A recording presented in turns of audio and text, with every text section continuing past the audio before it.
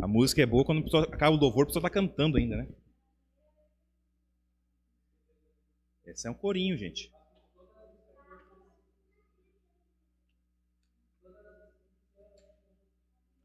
Ela é bonita. Glória a Deus. Eu acho que vai ter que dar mais ganho para mim lá, Cláudio. Acho que dá mais ganho para mim lá.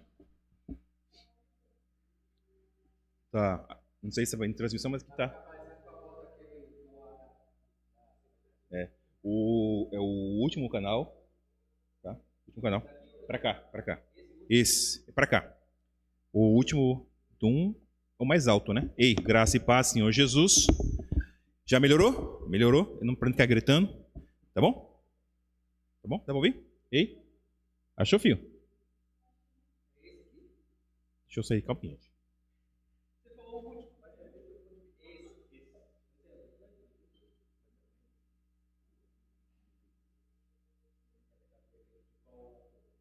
Mais agudo.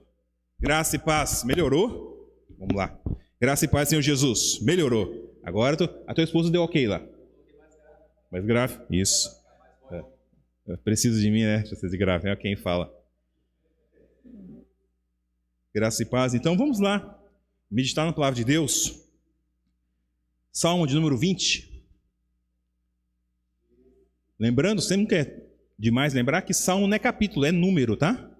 É o inário, o saltério, chamado saltério, é o inário judaico que passou, né, o cristianismo adotou.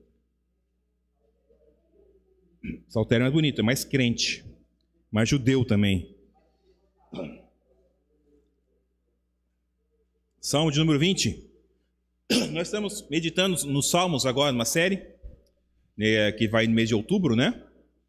Hoje nós vamos, talvez no 1º de novembro também, vamos meditar no Salmo número 20, que muitas vezes passa despercebido para nós de alguns salmos. O Salmo de número 20 é um salmo chamado Salmo de Realeza, um salmo real, onde também ele vem falar, lembrando, gente, introdutório para você, eu vou introduzir, para quando tu ler, tu entender melhor, tá bom? Escuta o pastor falar agora. Salmo de número 20, ele fala de um rei, e ele é reflexo do Salmo de número 2, lembra que eu falei para ti? Para a igreja que os salmos são 150 números, 5 livros, sendo que o primeiro livro, que vai dar o número 42, ele começa no 3, não no 1, porque o 1 e o 2 são introdutórios a toda a teologia que vai ser expressa em todos os salmos. O número 1, o salmo número 1 fala sobre quem? Bem-aventurado aquele que não se assenta aos conhecedores, isso é, bem-aventurado o homem que cumpre a lei do Senhor, o Pentateuco. E também, no Salmo número 2, ele fala sobre um filho que viria para resgatar e salvar o povo, que seria o rei. Então, aquele que beijasse o filho, Salmo número 2, teria o pai. Quem é o filho? Jesus Cristo. Então, todo o Salmo ele vem falar, ou ele remete ao Pentateuco, a lei do Senhor, que nós devemos obedecer, e ela é boa para a nossa vida, ela traz bênção. Mas fala também que aqueles que não obedecem, que não conseguem, que caem em pecado, eles terão alguém ao qual eles vão conseguir, através dele, chegar ao Pai, Jesus Cristo. Salmo de número 20, então. Ele fala, e nos Salmos, claro, no contexto original do Salmo, ele tem a questão do rei. Quando fala de rei, o rei se remete a Davi. Esse Salmo número 20 é um Salmo de Davi, que foi escrito para que eles lessem, eles cantassem, eles entoassem louvor a Deus antes de ir à batalha. Antes de ir à batalha. Tá? É um salmo que Davi escreveu. Dá a ideia assim, que ele escreveu porque ele queria ouvir aquilo antes de batalhar. Ok? Então, esse é um salmo real, salmo número 20. Lemos a palavra de Deus. Ao mestre de canto, salmo de Davi. Que o Senhor lhe responda no dia da tribulação. Que o nome do Deus de Jacó o proteja. Que do seu santuário lhe envie socorro e que desde Sião o sustenha. Que ele se lembre de todas as suas ofertas e cereais e aceite os holocaustos que você ofereceu. Que Deus lhe conceda o que o seu coração almeja e realize tudo o que você planejou. Celebraremos com júbilo a sua vitória, e em nome do Senhor Deus hastearemos pendões. Que o Senhor satisfaça todos os seus desejos. Agora sei que o Senhor salva o seu ungido. Ele lhe responderá do seu santo céu, com a vitoriosa força da sua mão direita. Uns confiam em carros de guerra e outros em seus cavalos. Nós, porém, invocaremos o nome do Senhor, nosso Deus. Eles se prostram e caem. Nós, porém, nos levantamos e nos mantemos em pé. Ó Senhor, dá vitória ao Rei. Responde-nos quando clamarmos. Oremos. Obrigado pela tua palavra, Senhor. Obrigado pela inspiração que o Senhor deu a Davi e tantos outros autores que hoje traz sua verdade revelada a nós. Que teu Santo Espírito agora ilumine nossa mente e coração, para que possamos compreender, aplicar e viver a tua santa e amada palavra. Em nome de Jesus. Amém. Tribulação, guerra, luta, confusões, discórdias. Quem não passa por isso? Quando nós amanhecemos segunda-feira animados, sabendo, não, essa semana não vai ter nada. Não. Muitas vezes você já dorme na domingo sabendo que segunda-feira começa uma nova luta, nova batalha. Que pode vir investida do patrão, de um colega de trabalho, um motorista de ônibus, um professor, um aluno. Pode vir vestido do filho, né? De pais. Várias são as aflições do justo. Várias são as tribulações que nós passamos. O salmo que Davi escreveu, ele já escreveu sabendo das aflições que ele passou, passa e passará. Logo, então, ele escreve esse salmo na esperança que Deus ouvisse essa oração. Já pensou se nós pudéssemos fazer uma oração, entregar assim, irmão, a minha semana vai ter a luta semana. Eu vou te entregar uma oração, e quando puder você ora a Deus, para que Deus responda e me abençoe? Se pudesse, né? Não dá muitas vezes fazer isso. Mas o que é que nos motiva a orarmos a Deus? Por que essa loucura do crente de falar com alguém que não se vê? É o crente de pedir para uma outra pessoa que é tão pecador quanto ela, ora por mim? Analisando humanamente falando, é muito louco isso que o crente faz. Não é? O que é orar? Muitas vezes a gente entende, né?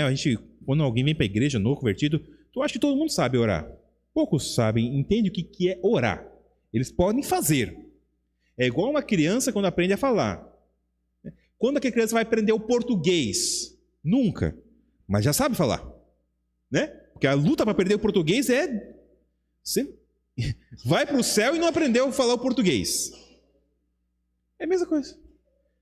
Mas, no momento que ele precisa falar, a criança não fala? No momento que ela precisa pedir alguma coisa à mãe e seus pais, ela não precisa falar, conjugar o verbo, talvez erre toda a construção frasal, mas ela se faz ser entendida.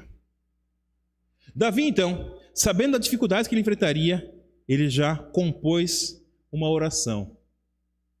No versículo 1 ao versículo 5. E sem essa oração, vamos ver mais uma vez o que Davi pede aqui para que seja orado a Deus. Olha só. Que o Senhor lhe responda no dia da tribulação. Que o nome do Deus de Jacó o proteja. E presta atenção aqui nessa palavra, o nome, tá? O nome do Deus de Jacó. Que do seu santuário lhe envie socorro. Quem envia socorro? Deus. Tá? Que o Senhor responda, que o nome de Deus de Jacó proteja, que Deus do seu santuário socorra, que Deus desde Sião o sustenha, que ele é Deus, que Deus se lembre das suas ofertas de cereais, isso é, uma de adoração que você entregou a ele, que Deus aceite os holocaustos que você ofereceu, que Deus lhe conceda o que seu coração almeja, que Deus realize tudo o que você planejou. Versículo 1 a 4 é isso. Olha só aqui. Quer dizer, ampliou tudo.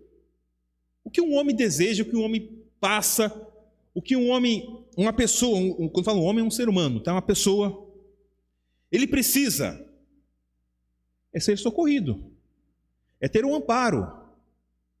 Se eu usei a ilustração de criança, né? Porque a criança precisa quando ela clama, mãe! Eu fui em algum lugar esses dias que estava cheio de pais, era uma coisa dos pais, e algum filho gritou, pai! Todo mundo olhou. Né? Porque o instinto do pai, ouvir o pai lá longe, ele sai, pula, larga tudo e vai. Deus, quer dizer, Davi coloca a sua oração, diz assim, que Deus faça tudo o que você precisa. Ele finaliza o versículo 6 assim, olha só. Celebraremos com júbilo a sua vitória, em nome do nosso Deus, hastearemos pendões. Que o Senhor satisfaça todos os seus desejos. Davi, toda vez que ele ia uma guerra, uma batalha, ele ia porque, além de ser ungido para isso, ele também tinha o temor de Deus. O que foi que motivou Davi a enfrentar Golias? Lembra? Ele foi por quê? Não é porque desafiou Davi. Não é porque os irmãos dele foram desafiados. Não é para agradar Saul. É porque aquele filisteu estava blasfemando contra o nome de Deus. Davi sempre teve no seu coração esse desejo de... olha, eu sou pecador. Ele reconheceu várias vezes. Salmo 51 está aí para me mostrar. Escrito por ele e registrado para a posteridade ler. O que ele fez não foi escondido. Mas, assim, tipo assim, igual as mães falam, né? Mexe comigo, mas não mexe com a minha cria. Davi assim, mexe comigo, pode, não tem problema, eu sou pecador. Mas o nome de Deus não pode ser blasfemado. Por quê? Porque é no nome de Deus que eu encontro sustento. É em Deus que eu encontro força. É em Deus que me dá ânimo para amanhecer e retomar a jornada. Porque nós cantamos algumas canções que falam algo parecido com isso. Nem sempre é fácil. Nem sempre conseguimos. Não vem, irmão. Nós estamos aqui nessa luta de sexta-feira. Pense em dias que deu vontade de... Vamos fechar a porta e ir para casa? O Dinei falou que foi em casa, irmãos. Foi até em casa e voltou. Ah, Jesus, aquele coraçãozinho bate forte, né? Tá tão frio. Tá tão frio lá fora, uma sopinha, né? Davi, então, ora a Deus e proclama. Interessante, é o que está no versículo 5, vocês talvez não tenham percebido. A primeira palavra do versículo 5 é o quê? Ele põe na nota, por favor. Não é celebramos. O quê? O quê? Nossa, irmão. Em nome do Senhor nós teremos pendões. Ele já preparou o culto, gente. A segunda-feira vai ser difícil. Mas no domingo, que eu vou fazer o que domingo, irmão? Não, no domingo eu vou celebrar a vitória. Eu fui convidado para fazer a mensagem lá na Filadélfia sobre fé. Os motivos qual me convidaram, talvez eu não possa falar aqui, mas eu vou falar sobre fé lá. Eu estava pensando, a oração é louca, humanamente falando. Mas a oração, ela tem algo sobrenatural dela, irmãos. A oração, ela tem... Verdade. A oração, ela tem esse algo maravilhoso dela. Porque, se humanamente falando, ela pode parecer desajuizada para o homem fraco, pecador limitado. Diante de Deus, ela tem um poder, olha, que é difícil explicar.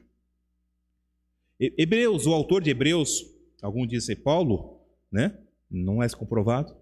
Ele tenta, talvez, por falta de limitação, ele tenta assim, o que é fé?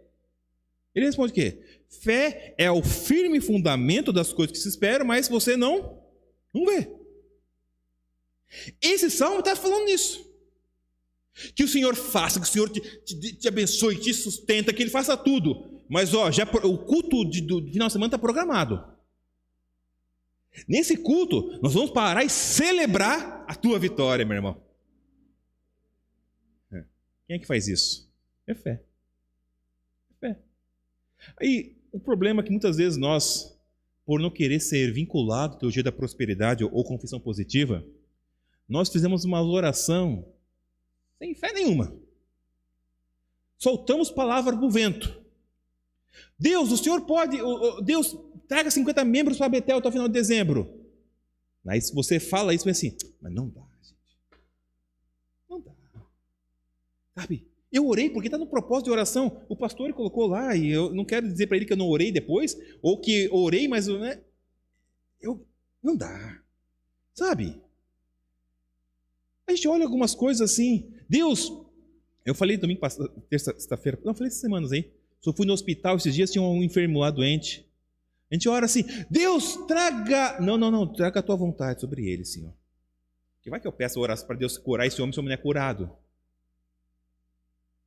Quer dizer, eu não tenho fé para orar. Tenho fé para orar? Quer ver só? A gente fala assim, vamos ter 50 membros no aniversário da igreja, então vamos preparar já um almoço para 100 pessoas no final do ano. Vamos fazer? Ah, não, pastor, pera, pastor, não dá. O senhor está dizendo que vai ter 50 membros e cada um vai trazer um visitante? Não vai acontecer. Nossas orações são assim. Nossa vida é movida pelo racional, não pela fé. E interessante que no livro de Hebreus, capítulo 11, que fala sobre que fé, ele explica que fé é o firme fundamento das coisas que espera, mas não consegue ver. E depois ele fala, se não me engano, no versículo 6, ele diz, sem fé é impossível, porque é preciso que aquele que se aproxime diante dele creia. Então, se a gente vai diante do Senhor fazer uma oração sem fé, a primeira oração que tem que fazer é pedir perdão. Deus, a minha oração foi mentirosa agora, me perdoa. Eu não criei. Eu digo, sabe? Eu ouço falar que o Senhor faz milagre. Eu ouço falar que igrejas que cresceram. Eu ouço falar de famílias restauradas. Mas eu acho que a minha não tem solução. A minha situação é complicada demais. Eu vi aquele Salmo número 20 que diz lá no Salmo que foi orado para que o Senhor faria tudo o que Davi precisava. Sustento, força, ânimo. E depois daqueles irmãos, eles já programaram o culto de celebração. Não, mas para mim não dá. Olha, minha mãe, meu pai, meu irmão, tantas vezes eu orei por ele, aquilo não vale nada, não tem jeito, sim. Aquilo está tão cheio, tão sujo de pecado, que não dá para o Senhor lavar ele. Não é assim, irmãos. Isso não é fé. Se nós estamos orando assim, nós estamos longe da fé cristã. Diz Jesus Cristo que aqueles que pedirem, crendo que já aconteceu, eles receberão. Não é? Isso é confissão positiva? Não é confissão positiva. Não é porque você determina que vai acontecer. Não é porque eu quero tal coisa que vai acontecer. Vai acontecer porque o nome que vai ser glorificado é o nome de Deus. Por que já programaram a festa no final do ano do culto de semana? Mesmo sabendo que a semana seria difícil. Mesmo sabendo a luta que ia enfrentar. Por que fizeram? Não porque Davi era bom. Não porque Davi era o melhor rei. Não, Davi mostrou fraquezas. Não é porque eu e você somos crente fervoroso, sabe, de jejum e oração todos. Não é por causa disso. É porque o nosso Deus é soberano. É porque Deus pode fazer mais do que pedimos ou pensamos. O homem imaginou que pode ir até a lua. Deus diz, não, todo o universo é meu. A lua eu tiro aqui debaixo do meu pé, porque é tão pequeno que incomoda aqui no mindinho do meu pé. Deus falando. Deus olha, imagina Deus olhando para a minha oração. Deus, olha só, você tem vergonha, irmãos. Pai, me dê 50 membros da Betel. Dê isso para nós, pai. É até vergonhoso, gente. Não é vergonhoso, irmão? Nós estamos no bairro com 30 mil pessoas. Ah, me dê 50. Põe 50 nessa igreja. Só 50. É até vexatório falar isso. Não é? Quanto é fé. E olha que Deus falou assim, se tua fé for o tamanho do grão de mostarda, você moveria a montanha. Qual é o tamanho da minha fé? Talvez não ache microscópico, né? Para poder encontrar a minha fé. Não é verdade?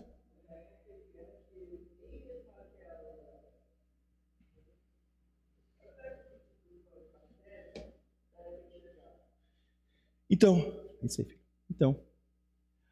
se nós temos essa dificuldade de orar, essa dificuldade de fazer essa oração, sabe? Que parece que não, isso aí não é para o nosso meio. Nosso meio é reformado, nós somos da teologia reformada. Nós estudamos a palavra, o nosso culto é confessional, nosso culto é com base em liturgia. A nossa oração é proclamando a vontade de Deus. Tá certo.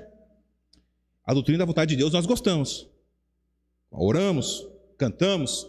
E a doutrina da soberania, da onipotência. Os atributos de Deus, todos eles, o restante, cadê? Nossa teologia sistemática é falha? Nossa teologia, eu acredito que não, irmãos. Nossa teologia foi comprovada pelo tempo. Você fala assim, a fé não é empírica, né? Mas olha nosso histórico da nossa teologia.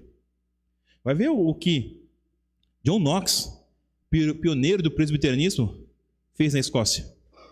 Qual era a oração dele? Me dá a Escócia. Era um homem tão fervoroso, tão crente. Ele pediu a Escócia. A Escócia, até hoje, a Escócia, a religião oficial da Escócia é presbiterianismo. Tanto que não precisa botar presbiterianismo no nome. O nome da igreja é a Igreja da Escócia. Porque sabe que é presbiteriana. John Knox foi lá, ao ponto da rainha ter medo de falar com ele. Sabia dessa história, não? Porque a rainha não queria falar com ele, tinha medo do temor, porque o homem era homem de Deus demais. Não foi a teologia, não foi os nossos universais internacionais que inventou a teologia da fé aí, não, irmão. Quem inventou a teologia da fé foi Deus. Creia, peça, clama. Agora, se nós não conseguimos fazer isso, temos dificuldade. Como que a gente pode tentar mudar essas questões aqui em nossas orações? Olha o que o versículo 6 nos fala. Então, no versículo 1 versículo 1 ao 5, ele apresenta uma oração. Crente, cristã. Versículo 6 diz assim, agora, sei que o Senhor salva o seu ungido, e ele responderá do seu santo céu, com a vitoriosa força da sua mão direita. Só o versículo 6 por enquanto aqui. Agora, o que nós temos que Davi não tinha quando escreveu esse salmo? Cristo. Relação com... Eita, glória! Isso que a gente que estuda teologia sistemática dá isso. E que estuda teologia sistemática muda, gente. A teologia mata não. Ela fortalece a tua oração. Edifica, não é? Se você lê, estudou isso, não estudou? Agora, eu tenho revelação completa. A revelação completa deve fazer minha oração mais completa. O que Davi não tinha era a revelação completa, ele não sabia. O que ele entendia como ungido era o rei ungido. Lembra? O rei, sacerdote e profeta eram os ungidos de Deus que Deus colocava na terra para fazer a sua vontade estabelecida. O sacerdote no tabernáculo, ensinando a palavra de Deus. O profeta proclamando a vontade de Deus. E o sacerdote também levando as dificuldades dos homens a Deus, né? Nas suas oferendas feitas anualmente. O profeta proclamando a vontade de Deus, trazendo o que Deus quis para o seu povo. E o rei governando tudo aquilo que Deus deu. Mas ele não tinha toda a essência. O que ele falou aqui, gente, agora eu sei que o Senhor salva o seu ungido, é resposta de oração, não. Eles oraram, marcaram o culto de celebração, ações de graça. Não, agora eu sei que Deus vai fazer, mas calma, ele nem voltou ainda. A não ser se você imaginar que o salmo foi feito em partes, né? Ele fez as 5 primeiras estrofes numa semana e fez um ano depois, fez outra estrofe. Eu não creio nisso. Não temos base para crer nisso. Mas agora eu sei que o Senhor salva o seu ungido. Se ele não tinha revelação completa e orou assim, nós, que ao olharmos para trás, vemos o ungido de Deus, que não é apenas o rei, e também não é apenas o sacerdote, e não é apenas o profeta. O nosso ungido, qual nos dá esperança e fé para orar, é o rei completo, é o sacerdote completo, é o profeta completo, que tem junto esses 3 ofícios num só. E esse um só é o Filho de Deus. que foi naquela cruz, foi ridicularizado, humilhado, foi colocado como pior do que um servo, lembra? Foi tratado como um assassino, como bandido. Entretanto, depois de morrer, terceiro dia mas antes de morrer ele falou, está consumado. Irmão, se a gente cresce nisso, hein? Dizem que, os pentecostais dão glória a Deus, aleluia, mas quem deve dar é nós. A nossa doutrina dá base para isso. Jesus venceu. Agora nós sabemos que Deus ouve. Não sabemos? Não sabemos que Deus faz? Ele comprovou nisso, não apenas no próprio Senhor Jesus Cristo ao ressuscitar no terceiro dia, mas quando ressuscitou Lázaro, quando curou a mulher de fluxo de sangue, quando abriu o mar vermelho a Moisés, já começou desde o começo. Quando salvou a família de Noé de um dilúvio terrível. Deus, durante a história, foi revelando, até chegar à revelação completa. Mais uma vez, lembrando de Hebreus, capítulo 1, diz o seguinte: lá no passado, Deus falava do meio dos profetas, mas agora Ele fala através do seu Filho. Através da vida e obra do Filho, nós temos confiança para orar, nós temos fé para orar. Tem base sólida, irmão. Não está pisando em uma ponte que pode cair em qualquer momento, não. A nossa estrutura de fé é muito mais forte do que se ouve por aí. E nós podemos, Deus opera o milagre nesse lugar. Deus traga gente nesse lugar. Deus nos dê 1.000 pessoas. Gente, não é 10% do bairro. Não é.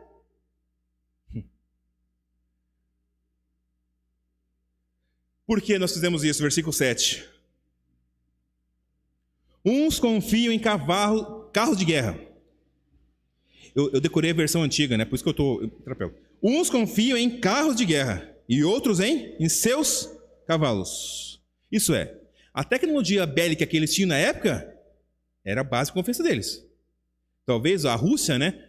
Nós confiamos na bomba atômica, sei lá, uma coisa parecida. O que eles tinham de mais potente de guerra era cavalos e carros de guerra. É nisso que eles depositavam.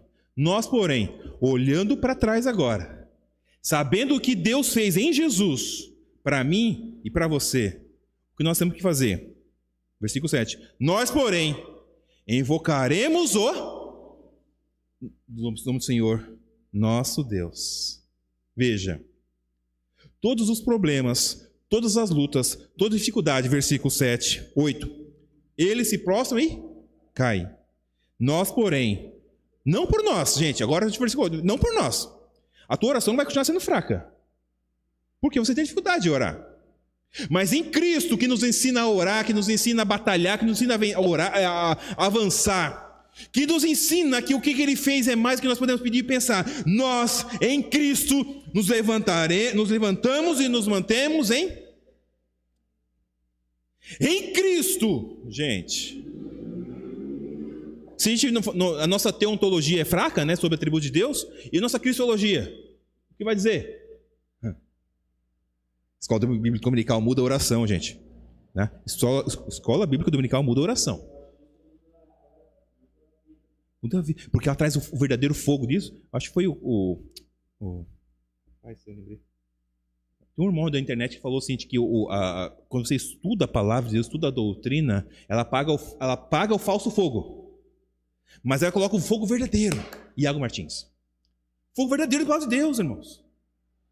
Eu não oro porque eu aprendi na televisão. Eu não oro porque um pastor nenhum ensinou. Eu oro porque a palavra revelou que eu posso orar. Cristo venceu a morte, o diabo, o pecado, venceu tudo. Ele foi salvo como ungido do Senhor. Nele nós podemos dizer, Deus, a nossa congregação é de 1.000 pessoas. E isso localmente, queremos plantar a igreja pelo mundo. Não podemos nos conformar de ver uma região metropolitana com 3 milhões de pessoas, com 50 congregações de uma boa teologia, uma igreja da graça, que prega o evangelho. Não é? Não podemos conformar de pegar a rua Getúlio Vargas e ver aquele monstro de construção lá, e achando que aquilo é o templo de Salomão. Aquilo não é. Aqui é o antro de uma má teologia. enganando pessoas carentes, cegas por aí. Agora, quem nós somos diante do Senhor? Eu sou um pobre coitado, não sei nem orar. Não. Se você está olhando para Cristo, se você está depositando confiança nele, não na tecnologia, não no culto bem formado, não nas redes sociais, não na modo que nós evangelizamos, não na minha conversa que eu tenho com o vizinho, não é que deposita a confiança. É em Cristo. Depositando nele que nós somos filhos de Deus, nos levantamos e caminhamos, marchamos em vitória, em poder e grande glória, vencendo todo dia o mal. Por quê? Porque Deus vai nos ensinar a chorar e a sorrir, vai nos ensinar a cair e a levantar, mas no final das contas somos mais que vencedores em Cristo Jesus. Leia o capítulo 8 de Romanos, que se você não levantar e dar um glória a Deus e dar um pulo de aleluia, você não entendeu o versículo, não entendeu o capítulo, né? Não entendeu nada, porque diz a palavra lá, Romanos 8. Paulo querendo, imagine Paulo escrevendo aquele Romanos 8, né? A altura não pode. Olhou para o mar, não, profundidade não pode. Olhou uma coisa, um horizonte e a largura, não, largura também não pode. Anjo, não, anjo também não pode.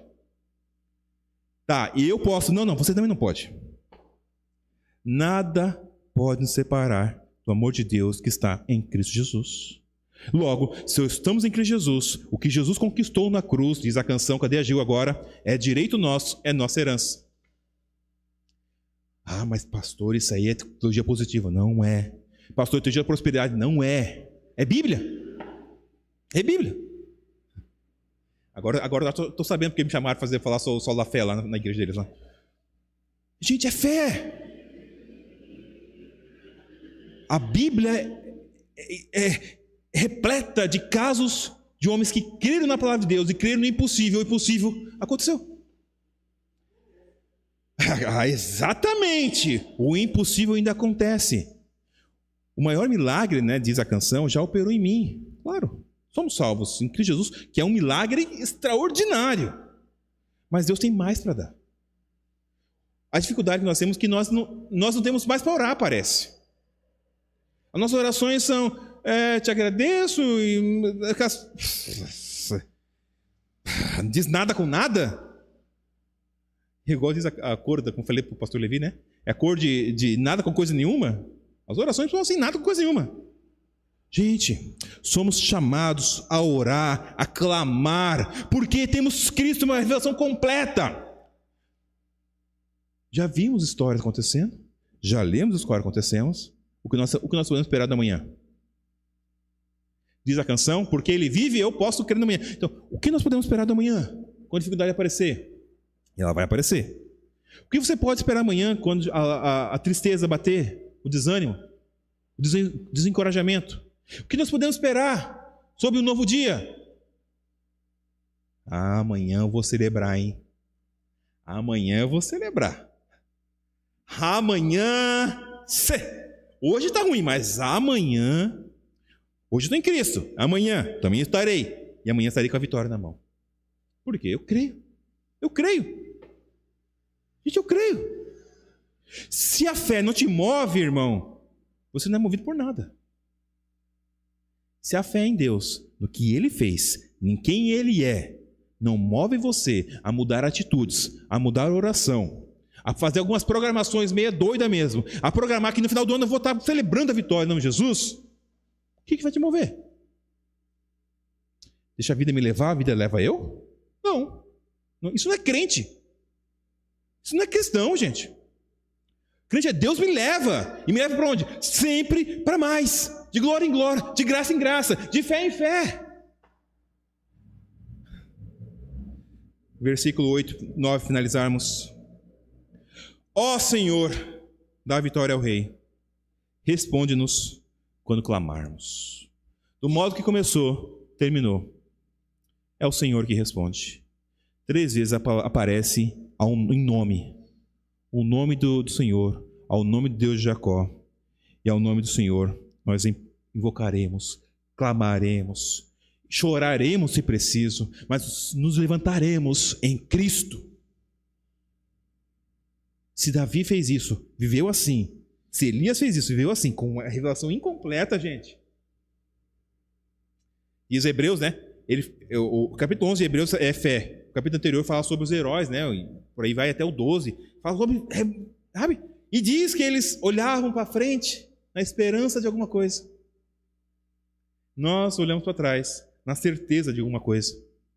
Jesus venceu, conquistou e deu a nós, seus filhos, autoridade, poder, graça, intrepidez para chegar diante do trono da graça de Deus, pelo intermédio de Cristo, e Deus nos dê. Deus cumpra esse propósito que não é nada diante do seu poder. Hoje é o dia que nós temos que levantar e orarmos, clamar e buscar. Deus, faça! Pelo amor de Deus, faça! E Ele fará. Mas, se não faça orações, se for da tua vontade. É da vontade do Senhor. Não é da vontade do Senhor ver essa igreja reerguer? Do histórico que ela teve? Não é da vontade do Senhor fazer isso, gente. Desde 98. A obra dessa igreja está desde 98 esse bairro. E nós somos aqui. Será que Deus não tem um propósito maior para dar? O que talvez faltou? Não foi alguém mais clamar? Alguém mais orar e trabalhar? Estou aqui hoje para isso. Eu espero que você esteja comigo hoje a orar, clamar. Deus, faça. Faça. Vamos orar? Tira um momento de oração aí, por favor.